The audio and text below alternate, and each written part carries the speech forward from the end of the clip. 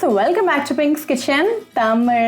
இன்னைக்கு நம்ம பைனாப்பிள் ரசம் எப்படி செய்யறதுன்னு தான் பார்க்க போறோம். இது ரொம்ப ஹெல்தியான ரெசிபி. கண்டிப்பா இது ரொம்ப யூனிக் அண்ட் ஸ்பெஷலான ரெசிபி. ஸோ அந்த ரெசிபியை பார்க்கறதுக்கு முன்னாடி இதுக்கு தேவையான பொருட்கள் என்னென்னு பார்த்துட்டு வந்துடலாம். ஒரு இடிக்கிற கல்லில் 1 டீஸ்பூன் மிளகு 1 டீஸ்பூன் ஜீரகம் சேர்த்துக்கோங்க. இது நல்லா ஃபைன் பவுடராக தட்டிடுங்க.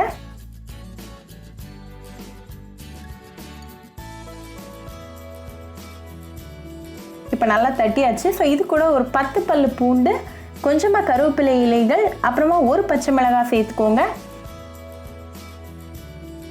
இதை லைட்டாக தட்டிடலாம். இதை லைட்டாக தட்டிட்டு ரெடியாக எடுத்து வச்சிடலாம். இப்போ நம்ம ப்ரிப்பரேஷன் ஆரம்பிச்சிடலாம். ஒரு மண்பானையை சூடு பண்ணிக்கோங்க. அதில் 1 டீஸ்பூன் எண்ணெய் சேர்த்துருங்க. எண்ணெய் நல்லா சூடானதும் இதில் 1/4 டீஸ்பூன் வெந்தயம், 1/4 டீஸ்பூன் ஜீரகம், கொஞ்சமாக கருவேப்பிலை இலைகள், 2 காஞ்ச மிளகாய், அப்புறமா ஒரு சிட்டிகை பெருங்காயத்தூள் சேர்த்துக்கோங்க. இதை லைட்டாக மிக்ஸ் பண்ணி விட்டுருங்க. இதை லைட்டாக கலந்துட்டு நம்ம இடித்து வச்சுருக்கிற அந்த இன்க்ரீடியன்ஸை உள்ளே சேர்த்துருங்க. அப்புறமா 2 பழுத்த தக்காளியை நல்லா பொடுசாக கட் பண்ணி சேர்த்துக்கோங்க. 2 டேபிள் ஸ்பூன் அளவுக்கு பைனாப்பிளை நல்லா குட்டி குட்டியாக கட் பண்ணி சேர்த்துக்கோங்க.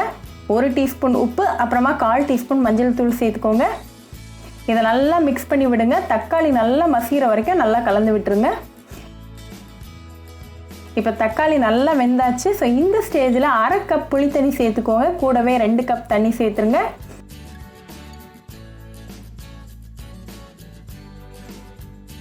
இது லைட்டாக கொதிக்க ஆரம்பிக்கிற வரைக்கும் இது இருக்கட்டும்.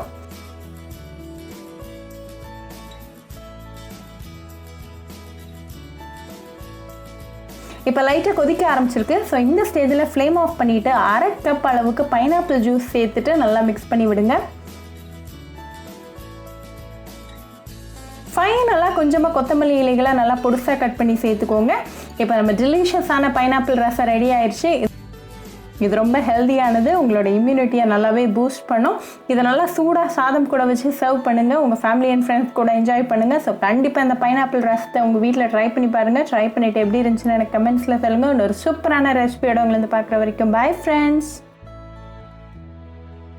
உங்களுக்கு இந்த வீடியோ பிடிச்சிருந்தா பிங்க்ஸ் கிச்சன் தமிழுக்கு லைக் பண்ணுங்கள், ஷேர் பண்ணுங்கள், கமெண்ட் பண்ணுங்கள் அண்ட் மறக்காமல் சப்ஸ்கிரைப் பண்ணுங்கள். கூடவே பெல் ஐக்கானையும் கிளிக் பண்ணிக்கோங்க. அப்போ தான் நான் போடுற வீடியோஸ் எல்லாம் உங்கள் நோட்டிஃபிகேஷனில் வரும். உங்களுக்கு ரெசிபிஸ் இங்கிலீஷில் பார்க்கணும்னா பிங்க்ஸ் கிச்சன் சேனலை பாருங்கள். சேனலோட லிங்க் நான் அந்த டிஸ்கிரிப்ஷன் பாக்ஸில் கொடுக்குறேன். மறக்காமல் செக் பண்ணுங்கள். இன்னொரு இன்ட்ரெஸ்டிங்கான ரெசிபியோட உங்களை பார்க்க வர வரைக்கும் பாய் ஃப்ரெண்ட்ஸ்.